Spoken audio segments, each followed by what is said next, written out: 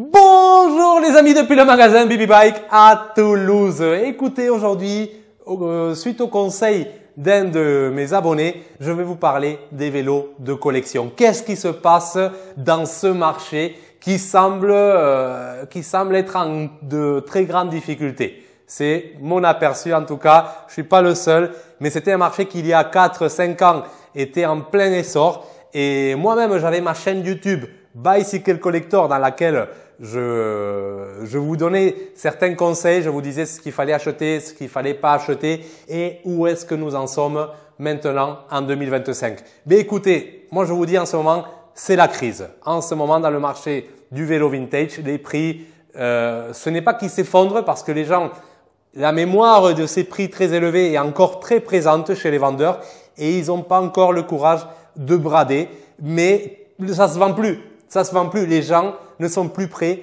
à payer les prix qu'ils étaient prêts à payer. Moi, il y a quelques années, il y a 3-4 ans, je vendais des Vitus 979. Voilà, des jolis vélos, mais sans plus. Il y en avait partout.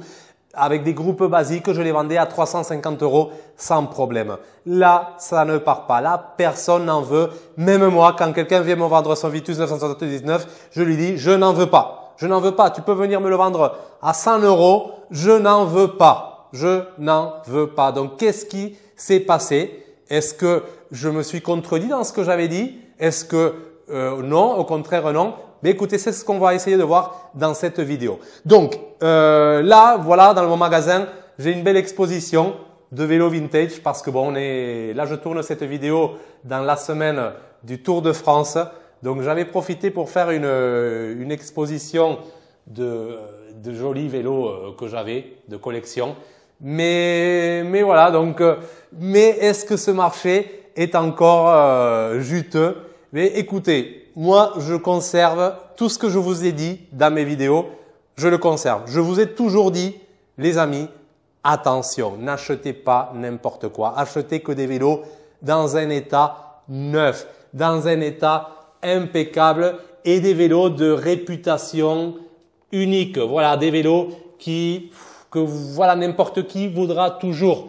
Des vélos très haut de gamme, quitte à payer beaucoup plus cher, vraiment, mais des vélos des classiques, très rares, très difficiles à trouver, mais le vélo que tout le monde trouve, le vélo qui se trouve dans tous les coins de rue, le vélo vintage, non, je vous ai toujours dit, faites attention.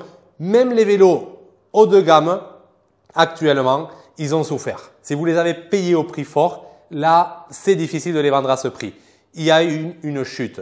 Je ne sais pas si vous connaissez dans le milieu des sites tels que Style Vintage par exemple, mais c'était une référence, c'était un magasin en Allemagne qui avait voilà, c'était la référence pour les collectionneurs, on pourrait dire ça comme ça, et ils avaient des pages et des pages de vélos en stock.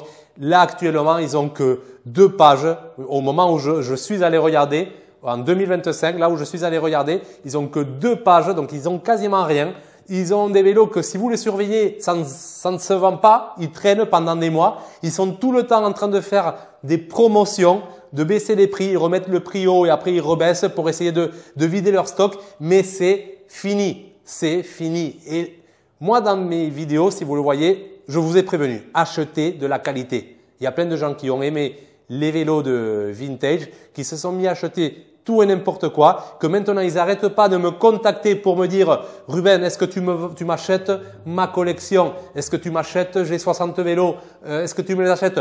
Non, non, là je dis Vitus 979, même à 100 €, je ne les veux pas. Non, je suis désolé, je vous ai prévenu. Après, si tu arrives avec un vélo d'exception, un vélo qui est rarissime, un truc comme ça, mais là je vais te le prendre. Là, je vais faire un effort, même si le marché n'est pas encore, n'est pas en pleine forme. Là, je vais y aller parce que je sais que c'est là, c'est une valeur assurée et je vais faire un effort. Peut-être je te le paierai pas au prix qu'on les payait il y a quelques années. Mais oui, il y a eu aussi beaucoup de spéculateurs, beaucoup de gens qui ont fait ça par la patte du gain. Et j'en ai fait partie. Et attention, il y avait la passion. Mais il y a eu aussi le côté spéculation pure et dure. J'en ai fait partie. Mais ceux-là, beaucoup, mais ils se sont fait avoir. Ils se sont retrouvés. Ceux qui n'ont pas vu venir la chute des prix, ils se retrouvent maintenant avec plein de vélos ils sont pas passionnés, ça les intéresse pas et c'est en train de les rendre malades d'avoir ces vélos que plus personne veut acheter. Et là, ça prend de la poussière, ça s'oxyde et ils savent pas quoi faire. Par contre, quand t'aimes ça, là, les passionnés, ils peuvent se régaler. Les passionnés, ils peuvent retrouver le plaisir de la collection. Pourquoi? Parce qu'un passionné, il s'en fiche que les prix montent ou descendent. Je connais plein de passionnés. L'autre jour, j'ai croisé quelqu'un, il me dit « Viens voir mes vélos, viens voir ma collection ». Voilà, je ne m'attendais pas. Je suis allé dans une cave à Toulouse, j'ai descendu des étages, j'ai vu des choses de malade. Je lui ai demandé « Est-ce que tu veux vendre ?» Il m'a dit « Non, non, je ne vends pas ». Donc, les véritables passionnés, ils s'en fichent. Quand les prix sont hauts, ils sont fiers parce qu'ils ont la collection. Ils sont fiers quand les prix sont bas, ils achètent encore plus. Mais là, le problème, c'est que les prix encore, ils baissent pas comme ils devraient. Les prix qu'on voit encore se pratiquer dans ce marché, ils sont pas en train de tenir en compte pour la plupart la dévaluation qu'il y a. L'offre en ce moment est surévaluée par rapport à la demande. La demande, elle n'est pas là et les prix restent encore avec ce souvenir de la belle époque, mais ils restent encore très élevés. Donc, moi en ce moment, je vous dis, si vous n'êtes pas un passionné, n'achetez pas. En ce moment, n'achetez pas. Attendez, ça va se casser la figure. Ça peut se casser encore plus la figure. Si vous êtes passionné, là, ça commence à être, vous commencez à voir le rapport de force à votre faveur. Vous pouvez commencer à négocier. La personne est là, son vélo, depuis des mois, elle n'arrive pas à le vendre. Vous commencez à avoir un rapport de force. Et là, ça commence à être intéressant. Là, vous pouvez vous autoriser en ce moment à faire des offres je dirais dérisoires, à faire des offres presque insultantes. Là, vous pouvez. Et ça marche. Et ça marche. Je l'ai fait, ça marche. Après, il faut que ça soit pour vous, pour ce côté collection, pour ce côté passion. N'ayez pas une réflexion, je vais me faire de l'argent, je vais revendre plus tard. Non, là, c'est pas cette philosophie qu'il faut avoir. Là, il faut être passionné, il faut tenir sa collection et ne pas s'inquiéter de les vendre. Il ne faut pas s'inquiéter de le vendre ou pas, mais toujours privilégier la qualité, la rareté et ça sera toujours payant. Ça, je vous l'ai toujours dit. Même, par contre, là où je me suis fait un peu avoir, et là je l'avoue, parce que les choses il faut l'avouer, dans ma collection, vous avez vu ce que j'ai collectionné.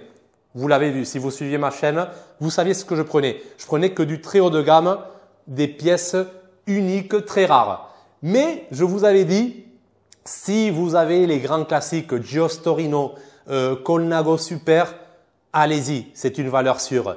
Et là, en ce moment, même ces vélos, les grands classiques, ça a du mal à partir. Ça a du mal à partir. Au prix fort, ça a du mal à partir.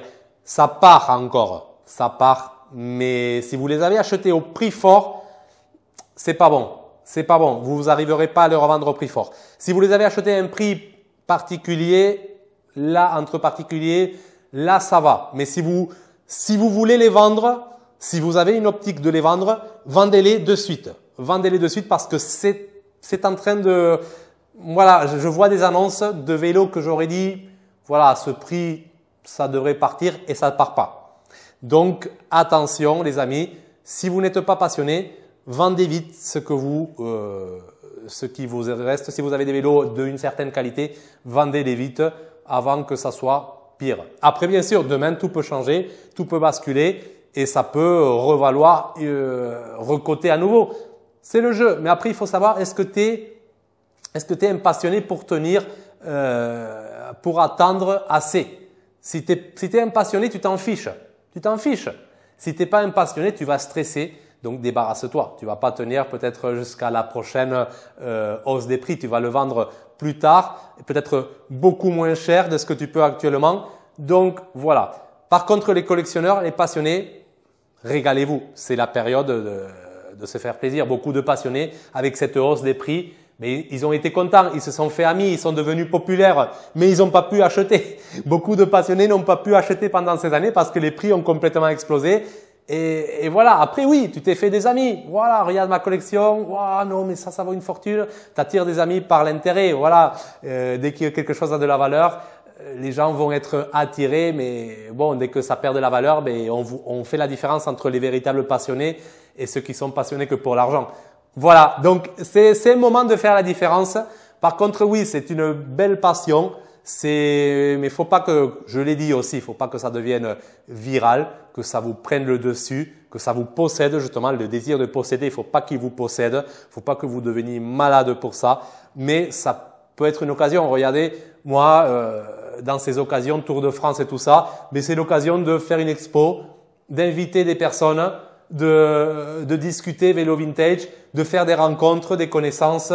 Voilà, ça, il y a un côté, en fait, on collectionne que pour nous faire connaître en quelque sorte. En quelque sorte, c'est ça. Le vélo, c'est pas l'objet, c'est pas l'amour à l'objet en soi. Il y a un peu de ça peut-être, mais c'est l'amour à la rencontre, à la passion, à l'échange. Voilà, c'est surtout ça. Moi, je pense que c'est ça. En tout cas, pour moi, il y a une grande partie de ça. C'est rencontrer des personnes grâce à ça. Les vélos, que ce soit une collection de vélos, que ce soit une collection de montres, de quoi que ce soit, c'est l'opportunité de se retrouver, d'échanger. C'est une clé qui ouvre des liens avec des personnes. Je peux rencontrer une personne qui a une passion, je peux rencontrer, voilà, vraiment, j'ai fait beaucoup de rencontres grâce à cette passion, de très très belles rencontres, et même des gens qui avaient des passions de collection d'autres milieux, ils sont venus attirés justement par ça. Et du coup, moi aussi, je peux être attiré par d'autres passions, par d'autres types de collections grâce à ça. Donc, faut pas non plus voir la chose du côté hyper négatif. Mais voilà, par contre, si cette spéculation qu'il y a eu, attention les amis, parce que là, on le voit, la santé de ce milieu de la collection du vélo vintage, elle n'est pas en forme. Hein. Il y a de la fièvre en ce moment. Il y a de la fièvre. Les gens ont des priorités à investir leur argent et ce n'est pas forcément dans ça. Surtout les grands collectionneurs, ils se sont fait plaisir. Ils ont acheté presque tout. Ils savent plus où les mettre. Moi, je vois certains collectionneurs qui ont plein de vélos, des véritables passionnés, mais ils stressent. Les vélos sont en train de moisir, en train de pourrir, ils savent plus où les stocker, ils sont en panique et du coup, ils achètent plus. Ils sont saoulés, ils en ont marre, ils ont presque eu tout ce qu'ils voulaient. Et voilà, et là, il y a peut-être des nouveaux collectionneurs qui arrivent dans le marché, mais qui n'ont pas forcément les moyens, qui se font plaisir peut-être avec un seul vélo. Et c'est aussi très bien, faut pas avoir non plus, moi je pense qu'il faut pas non plus de grandes collections, parce que moi j'ai vu des collections où les vélos étaient entassés les uns sur les autres, on ne voit rien.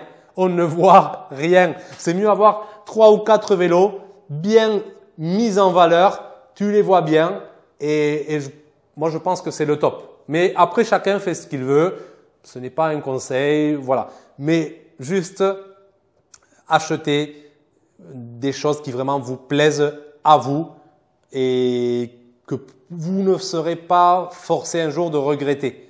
Et là, il y a beaucoup de regrets. Moi, je suis désolé les amis, mais quand quelqu'un vient et qui me dit je veux vendre toute ma collection, 60 vélos, il y a un souci. Il y a un souci. Pourquoi tu as acheté ça? Si maintenant tu veux le vendre, pourquoi tu t'es encombré avec autant de trucs? Je sais pas, fallait peut-être réfléchir avant. Oui, tu es peut-être âgé, tes enfants n'aiment pas ta passion, tu sais pas ce que ça va devenir, donc tu vends avant. D'accord, ouais, mais bon, fallait réfléchir à certaines choses.